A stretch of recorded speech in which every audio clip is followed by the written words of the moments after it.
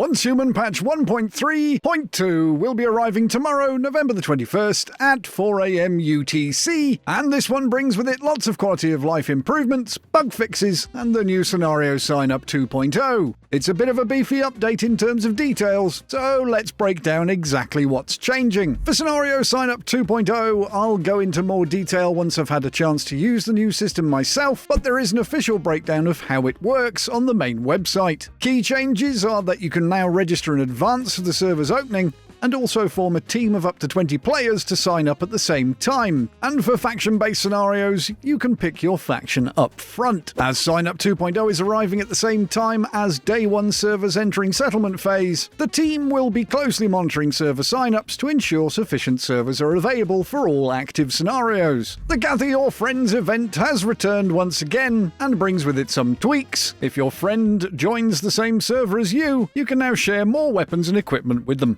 Your friendship points earned will now also accumulate to unlock profile cosmetics like backgrounds and avatar frames. The store sees the addition of the Doomsday Lifestyle Pack, which enters the shop with discounts. We also finally get the TV head cosmetics and a new motorbike skin. And as we're on the fortnightly cycle, there's also the new Techno Stampede loot crate on Friday. Building optimisations come in the form of us now getting wall, roof and furniture snapping. Target calculation for placement has been changed, so you should no longer now need to be cross-eyed to accurately place structures. Planter boxes, soil, watering devices, grow lights and composting boxes will now be merged into one category for easy finding. Owing to facility classification changes, if you try and place a blueprint made using old facility counts, you'll receive a warning if anything's going to be deleted. Talking of deletion, character deletion is coming, staggered away from the main patch though. When going to the character screen, you'll be able to initiate deletion, which will start a 5-day timer. You can't use that character when it's pending deletion, but can cancel the purge at any time, provided it's within that 5 days, of course.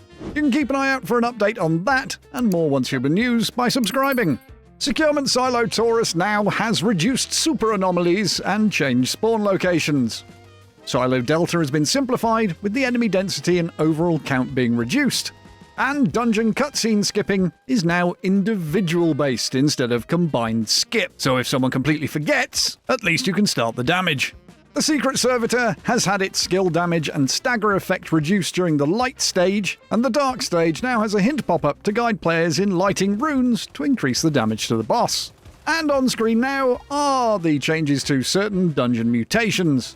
Monster tweaks include weak spot damage multiplier adjustments. Remains of defeated lava deviants has been changed. We don't know if it's been increased or decreased. And the lingering bodies of downed enemies should now be fixed, as well as the bodies that vanish without a trace as soon as health reaches 0.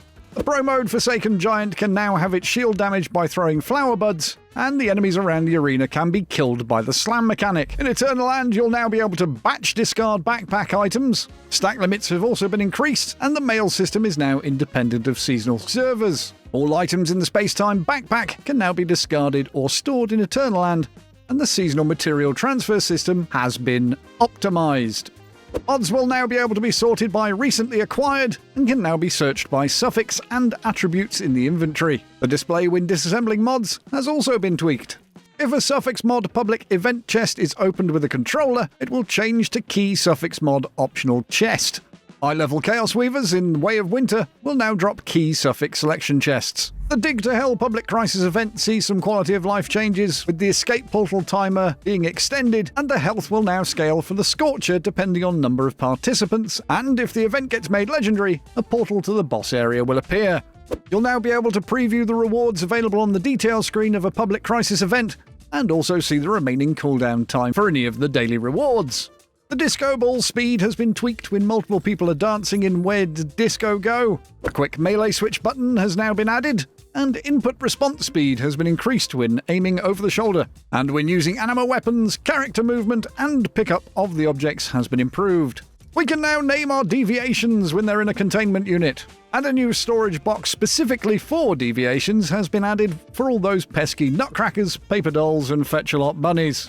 And the expected change to bumping has come in. Now only combat deviations will have collision with players. For open world changes, weather performance in the novice area has been improved, and the abnormal weather notifications like the ones caused by Chaos Weavers can now be toggled in the settings. Onyx Tundra puzzle crates that only give Stardust Source will now give weapon attachments from East Nowcott. This obviously only applies if you haven't already got them. So those are the big ticket changes, and of course there's a smattering of bug fixes as well. Let's discuss in the comments down below, and for more OnceHuman news, tips, tricks and guides, please be sure to subscribe. And until the next one, my fellow mayflies, beware the fridges.